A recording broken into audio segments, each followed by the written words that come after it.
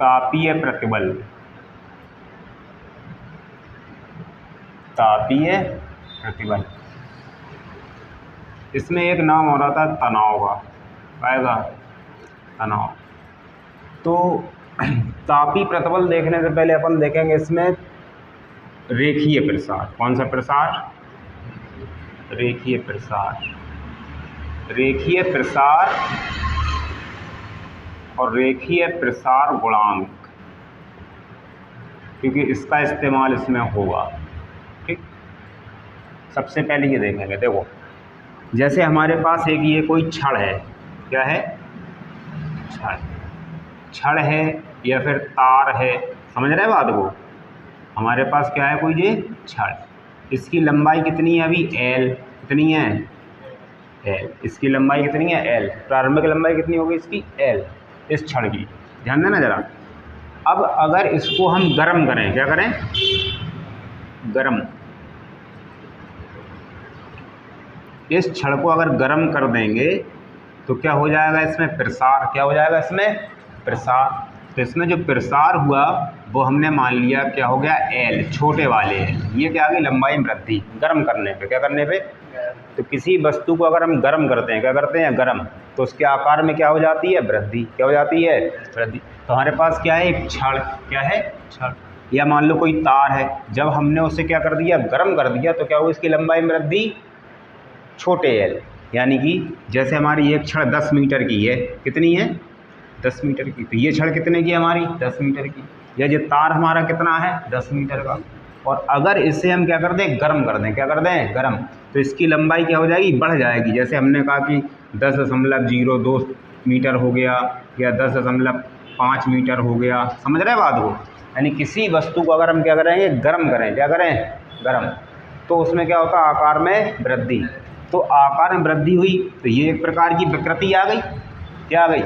विकृति आ गई एक प्रकार की। तो यहाँ पे क्या होता है कि हमारा अगर कोई तार है, ध्यान देना जरा एक बात, जैसे ये क्या हमारा तार, ठीक है, अगर हम इस तार को गर्म करें, क्या करें? गर्म करें, तो लंबाई में क्या होगी? इसके में वृद्धि।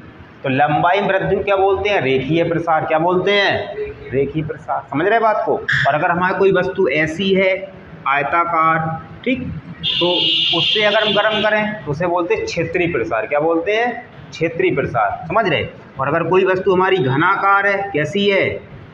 घनाकार है, और इसे गर्म करें तो आकार में वृद्धि को बोलेंगे आयतन प्रसार। क्या बोलेंगे? आयतन। तो लंबाई में वृद्धि, काय में वृद्धि, तो क्या होता है? वो रेखीय प्रसार। कौन सा प्रसार? और अगर क्षेत्रफल में वृद्धि हो जाए तो क्या हो जाता है? वो क्षेत्रीय प्रसार। और अगर आयतन में वृद्धि हो जाए तो वो होता है आयतन प्रसार। तो 3 प्रकार के प्रसार होते हैं। कितने प्रकार के? 3 प्रकार के। कौन कौन से? रेखीय प्रसार, क्षेत्रीय प्रसार और आयतन प्रसार। समझना बात को? तो इस छड़ की लंबाई कितनी है हमारी? L। इसे हमने क्या कर दिया? गर्म। क्या कर दिया? गर्म। तो इसकी लंबाई कितनी बढ़ गई? छोटे L। समझना बात को? इसमें वृद्धि आ गई। तो इसमें यहाँ पे वृद्धि देख रहे हैं, तो यहाँ पे हमारा ताप होगा इसका प्रारंभिक ताप। क्या होगा? प्रारंभिक ताप। तो प्रारंभिक ताप हमारा हमने मान लिया कि छोटे वाले T1 थे, जैसे हमने मान लिया छोटे वाले T1 35 डिग्री सेल्सियस था, है, और T2 बराबर हमने इसका ताप कितना कर दिया? मान लिया हमने कह दिया कि हमने 150 डिग्री, तभी तो गर्म होगा। यानी इसका ताप अभी हमारा कितना है? 35 डिग्री सेल्सियस। इस ताप पर इसकी लंबाई कितनी है? इतनी। और जैसे ही हमने इसको गर्म किया कहाँ तक? 150 तक, तो इसकी लंबाई क्या हो गई? बढ़ गई। समझे बात को? जैसे हमारे तार नहीं होते, बिजली के तार देखे गांव में लगे रहते हैं ना, गर्मियों में क्या हो जाते? वो लटक जाते, और सर्दियों में क्या हो जाते? वो सिकुड़ जाते, यानी कि टाइट हो जाते। तो यहाँ पे ये हमारा कहलाता है रेखीय प्रसार, यानी कि लंबाई में वृद्धि। लेकिन हमें एक चीज़ यहाँ पे ये देखना है कि रेखीय प्रसार तो ये हो गया, तो लंबाई में वृद्धि को रेखीय प्रसार कहते हैं। क्या कहते हैं? लंबाई में वृद्धि को रेखीय प्रसार कहेंगे। और इसके लिए एक गुणांक होता है। क्या होता है? गुणांक। उसे बोलते हैं अल्फा। क्या बोलते हैं? अल्फा। तो तापीय प्रतिबल में उसका उपयोग होगा। टाइम होगा तापीय। तो सबसे पहले हम क्या देखेंगे? रेखीय प्रसार गुणांक होता क्या है। ठीक है, तो हमारी इस छड़ की लंबाई, अब ध्यान देना हमें कि इसको हमें अल्फा देखना है क्या होता है। तो यहाँ पे अगर इस छड़ की लंबाई ज़्यादा होगी तो ये ज़्यादा बढ़ेगी। अब तुम इतनी सी वस्तु ले आओ तो क्या बढ़ जाएगी, क्या नहीं बढ़ेगी। तो अगर हमारी लंबाई ज़्यादा होगी पहले से तार की तो उसमें गर्म करने पे लंबाई में वृद्धि ज़्यादा निकलेगी, या फिर ये है कि उसे ज़्यादा गर्म करोगे तो लंबाई में वृद्धि ज़्यादा निकलेगी। समझ रहे? तो लंबाई में जो वृद्धि होती है, काय में, लंबाई में जो वृद्धि होती है दो बिंदुओं पर निर्भर करती है। काय पे? हम सबसे पहले क्या देख रहे हैं, अल्फा, यानी अल्फा का सूत्र निकाल रहे हैं, उसके बाद जाएंगे काय पे, तापीय प्रतिबल पे। समझ रहे? तो लंबाई में वृद्धि दो बिंदुओं पर निर्भर करती है। देखो, तो लंबाई में वृद्धि क्या है हमारी, एल, क्या है, एल। तो लंबाई में वृद्धि जो एल है वो अनुक्रमानुपाती होती है प्रारंभिक लंबाई के। समझना बात को, यानी कि लंबाई में वृद्धि का है अनुक्रमानुपाती है प्रारंभिक लंबाई के। इसे समीकरण नंबर 1 बना लेंगे। इसका अर्थ क्या हुआ कि जितनी ज़्यादा छड़ हमारी लंबी होगी उतनी ही ज़्यादा उसमें वृद्धि भी आ जाएगी, जितनी छोटी होगी उतनी वृद्धि भी क्या आएगी, कम आएगी। तो लंबाई ज़्यादा तो वृद्धि ज़्यादा, लंबाई कम तो वृद्धि, तो जितनी ज़्यादा लंबाई उतनी ज़्यादा वृद्धि। तो छोटे एल जो अनुक्रमानुपाती है काय के हो जाएंगे, उसकी लंबाई के। ठीक। नंबर 2, जो हमारी लंबाई में वृद्धि है वो अनुक्रमानुपाती होती है ताप में वृद्धि के, यानी कि डेल्टा टी के। डेल्टा टी मतलब जैसे यहाँ पे हमने कहा 35 से 150 कर दिया, अब हम 35 से अगर हम 200 कर देते तो ताप और ज़्यादा नहीं बढ़ जाता, तो फिर लंबाई और ज़्यादा बढ़ जाती। 35 से अगर हम 250 कर दें तो ताप और ज़्यादा बढ़ जाएगा, तो लंबाई और ज़्यादा बढ़ जाएगी। तो लंबाई जो है वो अनुक्रमानुपाती का है कि लंबाई वृद्धि ताप में, यानी कि ताप में परिवर्तन के, यानी कि जितना ज़्यादा हम गर्म करेंगे उतनी ज़्यादा हमारी ये लंबाई बढ़ जाएगी, और जितना कम गर्म करेंगे उतना ही कम बढ़ेगी। तो किसी भी छड़ में या किसी भी तार में जो लंबाई में वृद्धि होती, क्या होती है, लंबाई में वृद्धि, वो काय के अनुक्रमानुपाती होती है, उसकी लंबाई के, और उसमें ताप में परिवर्तन के। तो या तो तुम ज़्यादा गर्म करो तो लंबाई बढ़ेगी, या फिर लंबाई ज़्यादा हो तो लंबाई बढ़ेगी। इन दो समीकरणों से हम देखते हैं कि जो एल है वो काय के अनुक्रमानुपाती है, लंबाई के, और इनटू में डेल्टा टी के। समझ रहे? अब यहाँ पे एक चिन्ह आ गया ये अनुक्रमानुपाती का, इसको हटाना है और एक क्या लगाते हैं, नियतांक। क्या लगाते हैं, नियतांक। तो यहाँ पे हो जाता एल और बराबर का चिन्ह लगा देंगे, और नियतांक यहाँ पे आएगा वो भी ऐसे ही बनेगा, अल्फा। क्या होगा वो, अल्फा। ये नियतांक का ध्यान देना, ये अनुक्रमानुपाती का चिन्ह है, लेकिन इसे हटा के हमने क्या लगाया है, नियतांक। ये अल्फा है, और बन जाएगा एल इंटू डेल्टा टी। यहाँ से अल्फा का सूत्र बनाओ, तो ये अल्फा है, जो इसका सूत्र बनाओगे तो अल्फा बराबर बनेगा छोटे वाले एल अपॉन बड़े वाले एल इंटू डेल्टा टी। यही रेखीय प्रसार गुणांक है, ध्यान देना, अल्फा।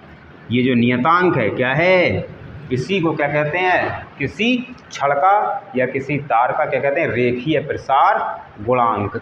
तो अल्फा, अल्फा क्या कहा जाएगा, रेखीय प्रसार गुणांक, यानी कि अल्फा। सूत्र क्या होता है, लंबाई में वृद्धि, क्या वृद्धि, लंबाई में वृद्धि, और अपॉन ये क्या है, प्रारंभिक लंबाई, प्रारंभिक लंबाई, और इनटू में ताप में वृद्धि, काय में वृद्धि। तो ये हमारा रेखीय प्रसार गुणांक का सूत्र होता है, अल्फा बराबर एल अपॉन बड़े L into delta T. L क्या है, इस छड़ की लंबाई में वृद्धि, एल क्या है, इस छड़ की प्रारंभिक लंबाई या तार की लंबाई, और डेल्टा टी क्या है, ताप में परिवर्तन या ताप में वृद्धि। और इसका जो सूत्र वो होता है, मात्रक वो होता है प्रति डिग्री सेल्सियस। क्या होता है, प्रति डिग्री सेल्सियस। तो ये हमारा कहलाता है रेखीय प्रसार गुणांक। कौन सा गुणांक, यानी कि लंबाई में वृद्धि की बात आए तो अल्फा होता है रेखीय प्रसार गुणांक, क्षेत्रफल में वृद्धि की बात आए तो बीटा होता है क्षेत्रीय प्रसार गुणांक। समझ रहे हो, 3 गुणांक होते हैं, कितने होते हैं, 3। एक क्या होता है, अल्फा, एक क्या होता है, बीटा, और एक क्या होता है, गामा। जब ऊष्मा वाले पार्ट में जाओगे तो ये पता चल जाएंगे। तो अल्फा काय में चलता है, लंबाई में वृद्धि के लिए, बीटा काय में चलता है, क्षेत्रफल में वृद्धि के लिए, और गामा चलता है आयतन में वृद्धि के लिए। तो ये होता है रेखीय प्रसार गुणांक, और ये होता है क्षेत्रीय प्रसार गुणांक, और ये कहलाता है आयतन प्रसार गुणांक। क्लियर? तो यहाँ पे हमारा काहे का इस्तेमाल होना है तापीय प्रतिबल में, अल्फा का। अल्फा यानी कि रेखीय प्रसार गुणांक का उपयोग हुआ, तो हम निकालेंगे तापीय प्रतिबल। ठीक है, तो देखो इसमें माना कि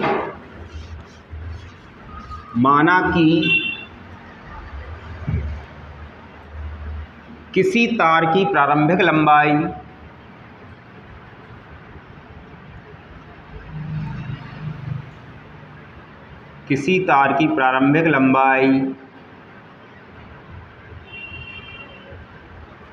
L है। माना कि किसी तार की प्रारंभिक लंबाई कितनी है?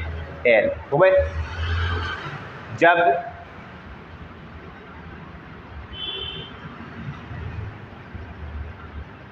इसके ताप में वृद्धि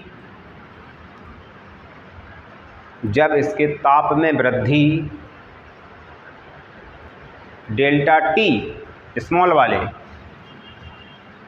इसके ताप में वृद्धि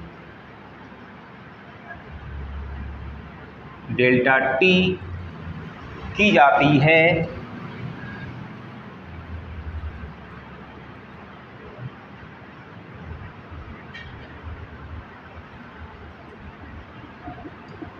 ताप में वृद्धि की जाती है, डेल्टा टी की जाती है, तब तार की लंबाई में वृद्धि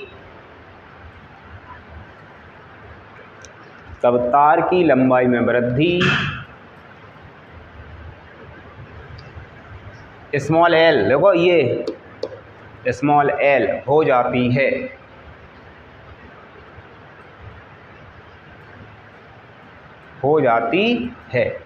हो गए। तो देखो समझ रहे क्या बात? अभी अपन लोग क्या पढ़ रहे थे कि एक तार में वृद्धि हम क्या कर रहे थे? द्रव्यमान लटका के कर रहे थे। क्या कर रहे थे? समझ रहे बात को? यानी कि हम तार में वृद्धि कैसे कर रहे थे? अभी द्रव्यमान लटका के यंग प्रत्यास्था गुणांक में थे। लेकिन अब हम क्या कर रहे हैं? तार में वृद्धि कैसे कर रहे हैं? गर्म करके। क्या करके? गर्म करके। तो यहाँ पे द्रव्यमान तो नहीं लटकाया गया, तो जब गर्म किया जाएगा तो उसमें क्या आ जाएगा? रेखीय प्रसार गुणांक। क्या आ जाएगा? रेखीय प्रसार गुणांक। तो लिखो, यदि तार का रेखीय प्रसार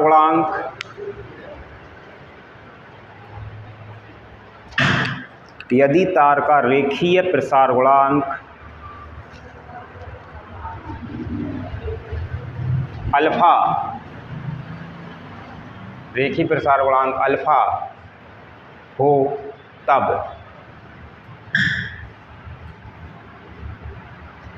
बनाओ चित्र बनाओ। ये तो ये तुम्हारा तार है,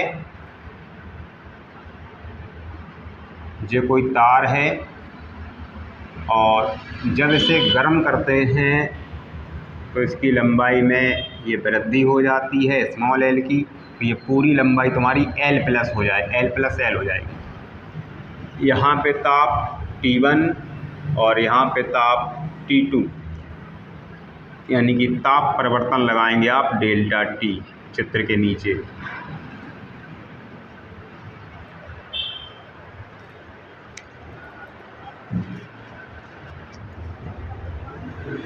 समझ में आ रहा है चित्र?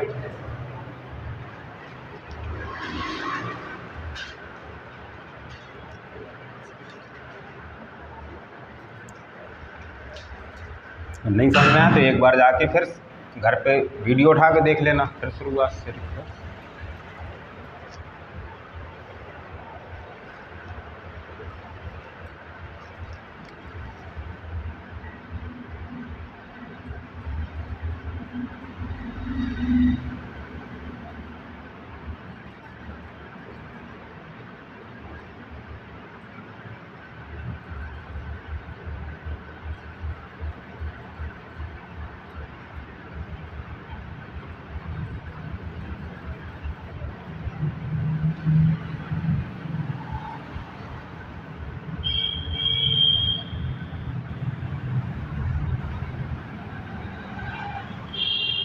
ये सूत्र लगेगा।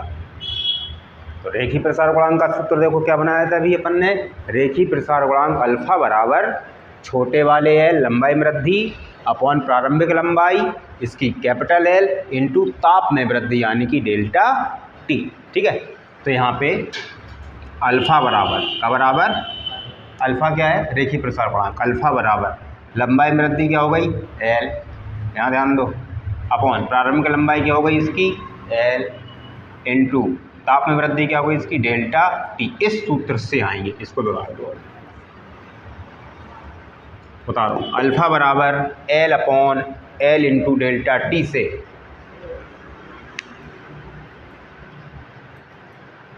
समझ रहे। तो ये सूत्र कहाँ से लाना पड़ेगा हमें उठा के, रेखीय प्रसार गुणांक से, क्योंकि गर्म करके वृद्धि की जा रही है, द्रव्यमान से नहीं की जा रही है। ठीक है जी, बन गए।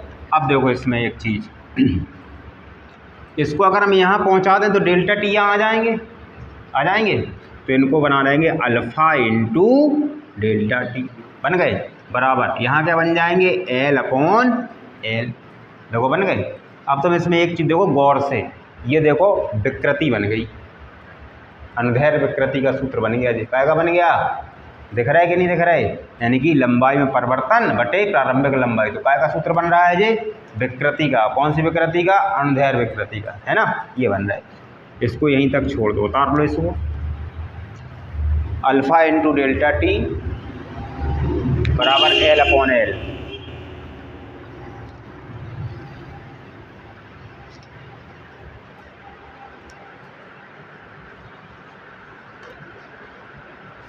आज दशहरा है इसलिए रावण मारेंगे ये लोग, हो गए। तो अनुदैर्ध्य विकृति का ये बन जाएगा मान, हो गए। अब यहाँ पे लाइन चेंज करके आएंगे, पहले यंग प्रत्यास्था गुणांक से क्या आएंगे, देखो लाइन चेंज करके, यदि तार का यंग प्रत्यास्था गुणांक, यदि तार का यंग प्रत्यास्था गुणांक बाई हो तब,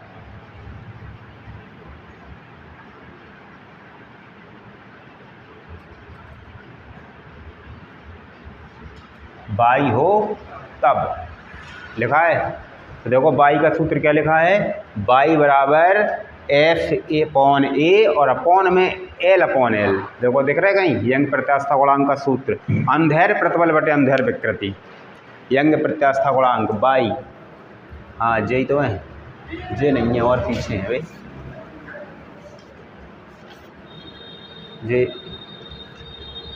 कहाँ किए हैं वे तुमने, जे तो यंग प्रत्यास्था गुणांक अनुदैर्ध्य प्रतिबल बटे अनुदैर्ध्य विकृति, फिर नीचे पूरा उतरा नहीं है, जे बन में ये लिखा है, देखो ये सूत्र देख रहे। तो बाई बराबर अनुदैर्ध्य प्रतिबल यानी कि F बटे अनुदैर्ध्य विकृति यानी कि L बटे L। इस चित्र के आधार यंग प्रत्यास्था गुणांक अनुदैर्ध्य प्रतिबल बटे अनुदैर्ध्य विकृति, देखे। अब यहाँ पे गौर से देखो, ये L अपॉन L है, ठीक, और यहाँ पे भी देखो L अपॉन L है, देखो दिख रहा है कि नहीं दिख रहा है। तो इस यंग प्रत्यास्था गुणांक के सूत्र से अपन इसको हटा देंगे और इसको उठा के लगा देंगे, समझ रहे हैं बात को। तो यंग प्रत्यास्था गुणांक का सूत्र बाई बराबर लिख लिया, बाई बराबर F बटे A और पूरे के बटे में L बटे L। पढ़ा करो घर पे यार, है रफ में लगाया करो घर पे, तो जितनी ज़्यादा प्रैक्टिस हो जाएगी उतनी ज़्यादा आएंगे जी, ऐसे थोड़ा ना आते। तो भाई इधर से नहीं देख पा रहा, उधर से देख रहा। तो बाई बराबर बन जाएगा F बटे A और अपॉन में देखो यहाँ पे इसको हटा रहे और इसके बराबर में J है, तो इसको हम यहाँ पे लगा रहे। तो क्या आ जाएगा यहाँ पे L अपॉन L के स्थान पे अल्फ़ा इंटू डेल्टा टी, तो यहाँ पे आ जाएगा alpha into delta T. Clear. अब ये हमारे इनके पास चले जाएंगे, इनके पास चले जाएंगे इनके, तो बन जाएगा by into alpha into delta T बराबर क्या बचेगा, F बटे A। क्या बचेगा, F बटे A ये बचेगा। इसको बंद करो, फिर इसको हिंदी में देखेंगे, उतारो जल्दी।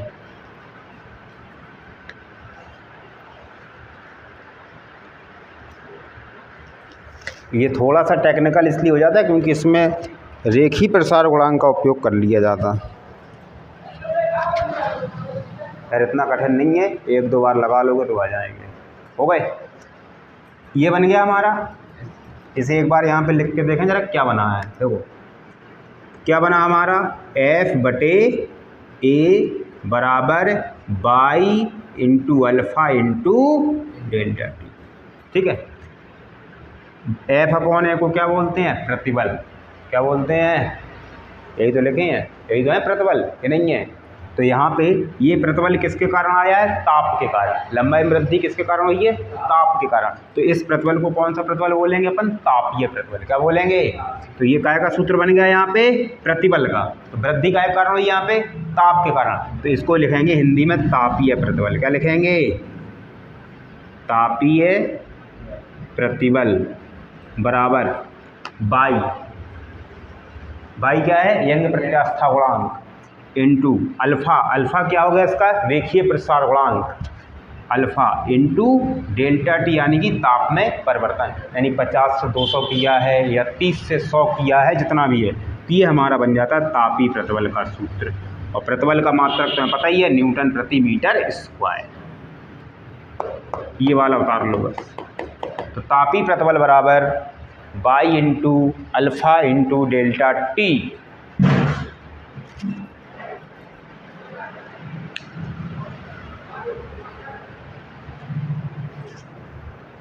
तापीय प्रतिबल बराबर by into alpha into delta T.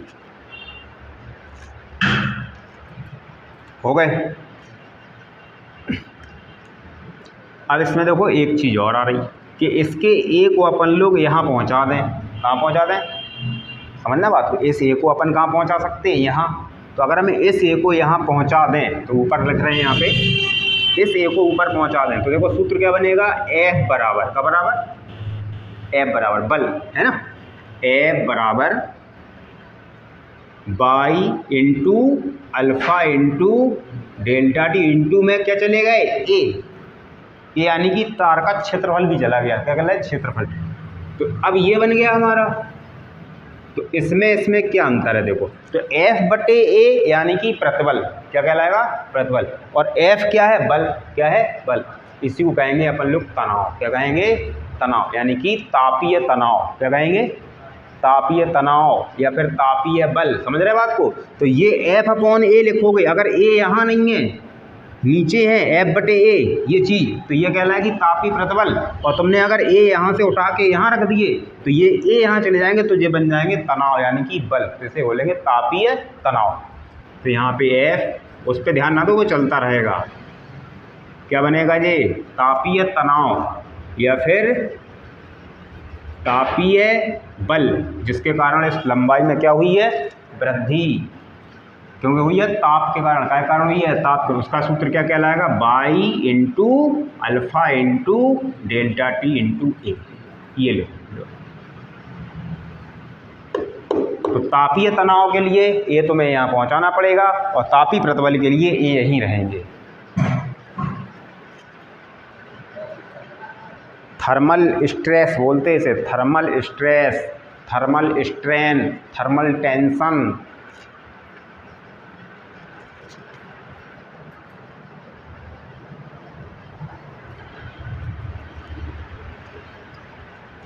तो रेखीय प्रसार गुणांक का सूत्र का इसमें इस्तेमाल होगा।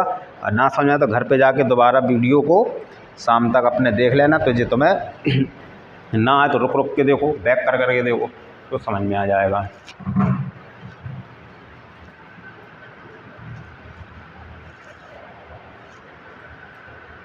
कर गए।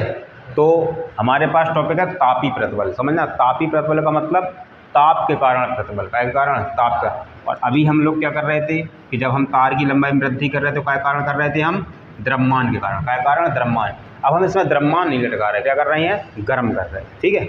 तो यहाँ पे हो जाएगा तापीय प्रतिबल की। सबसे पहले कौन सा सूत्र उठाएंगे हम, रेखीय प्रसार गुणांक का। कौन सा, रेखीय प्रसार। क्योंकि वृद्धि काय में है, लंबाई में। लंबाई में वृद्धि तो रेखीय प्रसार गुणांक। अगर क्षेत्रफल में वृद्धि होती है तो क्षेत्रीय प्रसार गुणांक बीटा का मान आता है ना। और अगर आयतन में वृद्धि होती है तो आयतन प्रसार गुणांक गामा का मान लेते हैं। तो यहाँ पे लंबाई में वृद्धि है, तो यहाँ पे अल्फ़ा बराबर L upon L into delta T का सूत्र इस्तेमाल कर लिया।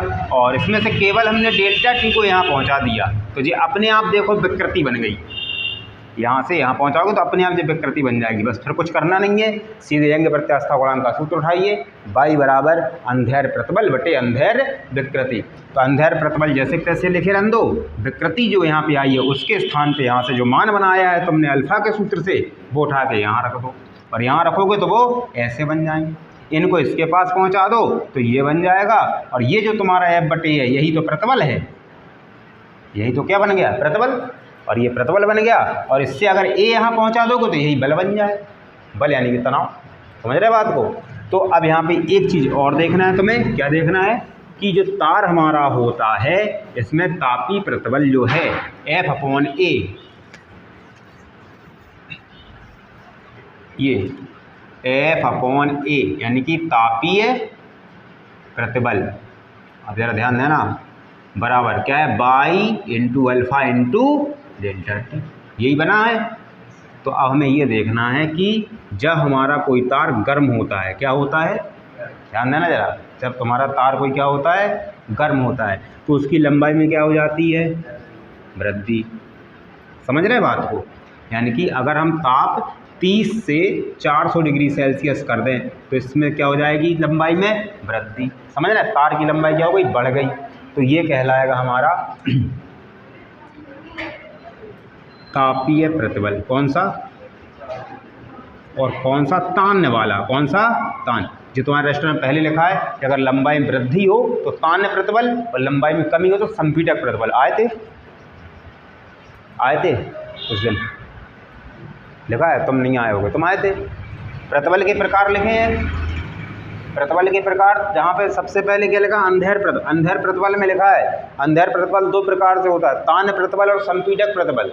तान्य प्रतिबल का मतलब क्या होता है, लंबाई में वृद्धि, और संपीडक का मतलब लंबाई में कमी, लंबाई में कमी। तो यहाँ पे तापी प्रतिबल यानी कि तान्य भी हो सकता है और संपीडक भी हो सकता है। क्या हो सकता है, अब ध्यान दो, उसे ना दो, घर पे देखना। तो अगर हम किसी तार के ताप में वृद्धि करें तो लंबाई में क्या हो जाएगी, वृद्धि। और अगर इस तार को हम ठंडा कर दें, अब देखो क्या कर दें, ठंडा, यानी कि ठंडा मतलब ताप में कमी, तो फिर वहाँ पे क्या हो जाएगा, ये सिकुड़ जाएगा, लंबाई में क्या हो जाएगी, कमी आ जाएगी। समझ रहे हैं बात को। तो जैसे हमारा रेल की पटरियाँ होती हैं, देखिए रेल की पटरियाँ, जैसे ये रेल की पटरी है तो यहाँ पे क्या गैप होता है, बीच में क्या होता है, गैप। रेल की पटरियों में बीच में क्या होता है, गैप। क्यों होता है ये गैप, कि जब गर्मी आती है तो इनकी लंबाई बढ़ जाती है तो ये गैप भर जाता है। समझ रहे, अगर गैप नहीं होगा तो ये टेढ़ी मेढ़ी हो जाएंगी, और जब ये सर्दी आती है तो ये वापस उसी अवस्था में लौट के आ जाती है ना। इसीलिए हमारे जो लाइट के तार, बिजली के तार होते हैं, उन्हें गाँव में अब लगे हैं, शहरों में तो लगते नहीं हैं, उनमें क्या कहते हैं, ऐसे थोड़ी ढीले रखे जाते हैं। क्या रखे जाते हैं, ढीले। गर्मियों में क्या होते हैं, नीचे लटक जाते हैं, और सर्दियों में थोड़ा थोड़ा क्या हो जाते हैं, वो टाइट हो जाते हैं। तो जितनी लंबाई में वृद्धि होती है ताप बढ़ने पे, उतनी उसकी लंबाई में कमी हो जाती है ताप में कमी होने पे, यानी ठंडा होने पे। समझ रहे बात को। तो ये जो प्रतिबल होता है तान, लंबाई वाला, ये तुम्हारा क्या हो सकता है, लंबाई में वृद्धि भी हो सकती है और लंबाई में कमी भी हो सकती है। समझ रहे। तो यहाँ पे जो हमारा तापी प्रतिबल है, इसमें एक बार ध्यान देना, अगर हमारे पास ताप अगर तुमने बढ़ाया है तो लंबाई में वृद्धि L हो जाएगी, और अगर तुमने ताप गर्म कर दिया, ठंडा कर दिया, मान लो अगर हम कहें कि हमारे पास एक तार है, उसे हमने ठंडा कर दिया, क्या कर दिया, ठंडा, तो उसकी लंबाई में कमी हो जाएगी। ये हमारी जैसे हमने कही लंबाई है L, यही तो इसकी लंबाई थी पहले भी। तो तुमने जब इसे 30 से 400 किया तो लंबाई में वृद्धि L हो गई, और हमने कहा अब हमने 30 से -200 कर दिया, यानी कि ताप में क्या कर दी, कमी। अब हमने -200 अगर किया तो इसकी लंबाई क्या हो जाएगी, छोटी, यानी कि कम। तो हमने ये कह दी कि हमारी लंबाई इतनी हो गई। समझ रहे बात को।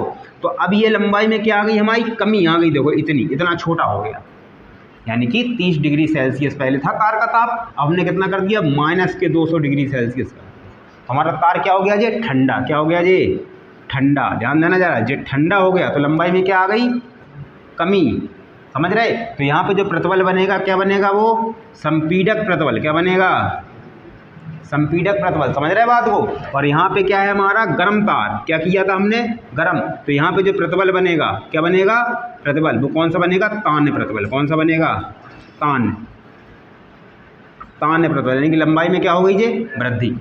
तो जो हमारा अंधेर प्रतिबल होता है, क्या होता है, वो 2 प्रकार का होता है। कितने प्रकार का? 2। यानी कि लंबाई वृद्धि भी हो सकती है और लंबाई में कमी भी हो सकती है। तो अगर हम किसी तार को गर्म करेंगे तो वो क्या होगा? तान्य प्रतिबल। ठीक है, तो सूत्र तब भी उसका यही लगेगा, चाहे अब तुम तार की लंबाई में वृद्धि हो रही हो, तो चाहे वो गर्म हो रहा हो चाहे वो ठंडा हो रहा हो। ध्यान देना जरा इस डेरिवेशन में, चाहे वो गर्म करके लंबाई में वृद्धि की जाए तो भी तुम्हें ऐसी डेरिवेशन करना है पूरा अल्फा लगा के। ठीक है, चाहे वो ठंडा करें तो भी तुम्हें इसमें क्या करना है? यही डेरिवेशन करना है। बस अंतर क्या आ जाएगा? भाषा में। तो जहाँ पे हमने लिखा था गर्म करने पर, ध्यान दो जरा, उसमें लिखा है एक जगह, क्या लिखा था? गर्म करने पे, है ना। गर्म करने पे तार के लंबाई में वृद्धि एल हो जाती है, यही लिखा उसमें। तो इस स्थिति में क्या लिखेंगे? ठंडा करने पर, क्या करने पे? ठंडा करने पर तार की लंबाई में कमी एल हो जाती है। इतना बदलना पड़ेगा तुम्हें। समझ रहे बात को? नहीं समझ रहे?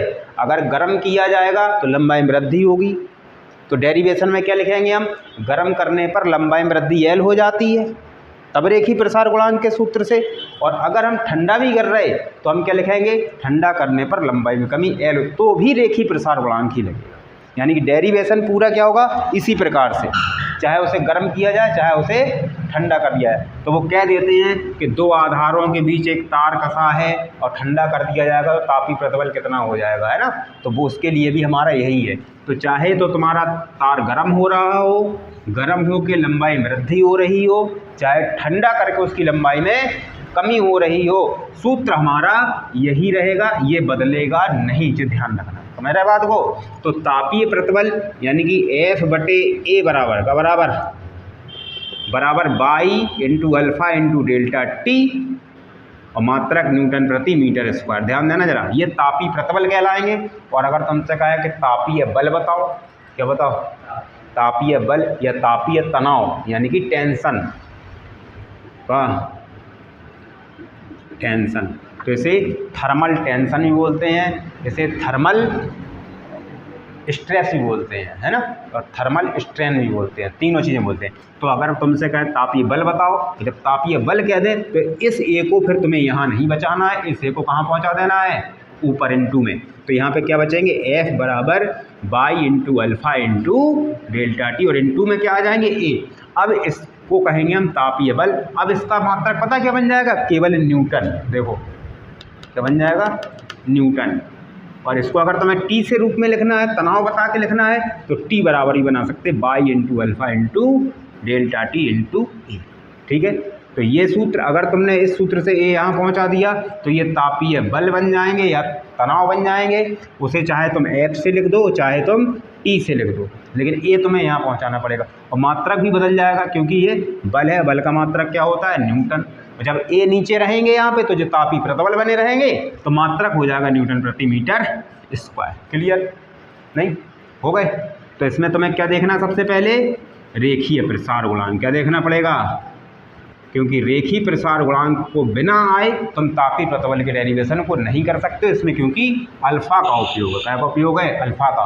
और अल्फा का सूत्र निकालने के लिए हम क्या ध्यान देते हैं कि लंबाई में वृद्धि प्रारंभिक लंबाई के अनुक्रमानुपाती होती है और लंबाई में वृद्धि ताप में वृद्धि के अनुक्रमानुपाती होती है। जब इन दोनों समीकरणों को मिला देते हैं तो एक बार में लिख देते हैं एल अनुक्रमानुपाती एल इंटू डेल्टा टी। इस चिन्ह को हटाते हैं और बराबर का लगा के नियतांक लगाते हैं तो एल बराबर आ जाता है alpha L into delta T. Alpha का सूत्र बनाते हैं तो अल्फ़ा बराबर क्या बन जाता है? छोटे वाले एल बटे बड़े एल इंटू डेल्टा टी। यही हमारा रेखीय प्रसार गुणांक का सूत्र है और इसका मात्रक होता है प्रति डिग्री सेल्सियस। एल लंबाई वृद्धि, इस बड़े एल प्रारंभिक लंबाई और डेल्टा टी ताप में वृद्धि। और अगर ठंडा हो रहा है तो ताप में कमी, गर्म हो रहे तो ताप में वृद्धि, ठंडे हो रहे तो ताप में कमी। तो ये अल्फ़ा का सूत्र है, इसी का इसमें इस्तेमाल होता है। तो ये अल्फ़ा जब इस सूत्र में आ जाते हैं तो ये अपने आप स्पष्ट हो जाता है कि ये तापीय प्रतिबल है। क्यों है तापीय? क्योंकि ये या तो गर्म करके बढ़ाए जा रहे हैं या ठंडा करके इसको लंबाई को कम किया जा रहा है। समझ रहे बात को? क्लियर कर लोगे ऐसे? तो बाकी अगर ये समझ में नहीं आए तो वीडियो को क्या कर लेना, दोबारा से शुरुआत से देख लेना। ठीक है, अब हेडिंग डाल लो कल के गाजे, खींचे तार में स्थितिज ऊर्जा, इसे कल करेंगे। खींचे तार में स्थितिज ऊर्जा यू, कैपिटल यू ब्रैकेट में, खिंचे तार में स्थितिज ऊर्जा कैपिटल यू। तो इसके लिए कल देखेंगे। 1 घंटा हो गया।